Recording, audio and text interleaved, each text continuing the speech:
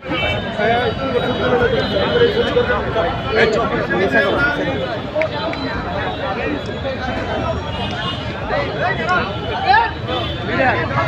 মধুপুর আপনি ভালো সুনাম আছে সবাই এখন সামনে হচ্ছে নির্বাচন 31 দফা, সেটা হচ্ছে মধুপুর নিয়ে আপনি যদি এমপি হন তাহলে মধুপুর পাশের জন্য কি আপনার করণীয় আছে, আর যদি নমিনেশন নাই দেয় আর নাই পেলে পরবর্তী আপনি কী পদক্ষেপ নিতে পারেন জোরে বলেন। প্রশ্ন হচ্ছে মধুপুর নিয়ে আপনার কি স্বপ্ন আছে, পরিকল্পনা আছে যদি এমপি হতে? বাংলাদেশ প্রতিদিনও ওটি দিতে আমরা ধন্যবাদ। আরে সালের সেই অক্টোবর মাস থেকে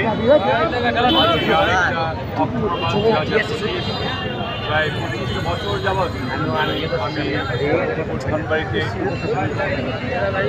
চলে বেড়াচ্ছি, মানুষের উন্নয়নে কাজ করছি, ধনবাড়ি উপজেলা করেছি। আপনি এটাও জানেন যে প্রত্যেকটা ইউনিয়নে 18টি ইউনিয়ন আছে আমার মধ্যে ধনবাড়ি, প্রত্যেকটা ইউনিয়নে বিএনপিএফ তথা সমর্থকদের প্রচুর কাজ রয়ে গেছে।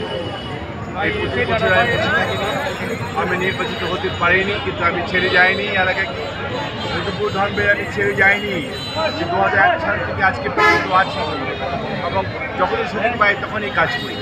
এবং আগামীতে আল্লাহ যদি আমাকে নমিনেশন দেয়, আমার নেতা তারেক রহমান সাহেব যদি আমার উপরে বিশ্বাস রাখে এবং তারেক রহমান সাহেবের যদি আমার উপরে আশীর্বাদ থাকে, নিশ্চয়ই আমি এই মধুপুর ধনবাড়ি আগামীতে আমরা মধুপুরকে একদম বড় একটা জেলা করার চেষ্টা করবো। এখানে গ্যাস আনার চেষ্টা করবো, এখানে শিল্প উন্নয়ন করার চেষ্টা করবো, এখানে মেডিকেল কলেজ করার চেষ্টা করবো, আপনার রাস্তাঘাট, ব্রিজ, কালভার্ট, আরও যা আছে মাদ্রাসা, মসজিদ, মন্দির সহ অনেক কিছু করার আছে আজকে এই মধুপুর ধনবাড়িতে। ইনশাল্লাহ আমার মাথায় আছে এই কাজগুলি করার জন্যে।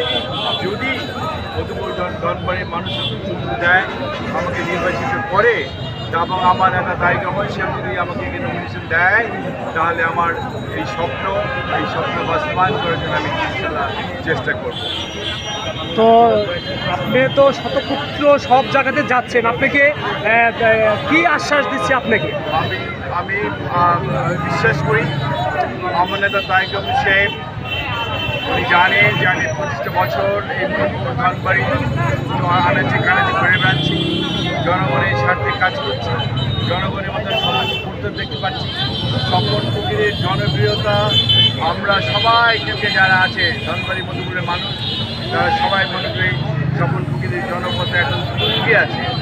আমার বিশ্বাস আজকে যে আপনার বিএনপি যে জরিপ করেছে, সেই জরিপে আমার নাম অবশ্যই আসবে এবং আমি বিশ্বাস করি যে আগামীতে হয়তো মানডে বা টিউসডের মধ্যে নেক্সট 2 days আমাদের নমিনেশন ডিক্লেয়ার করা হবে।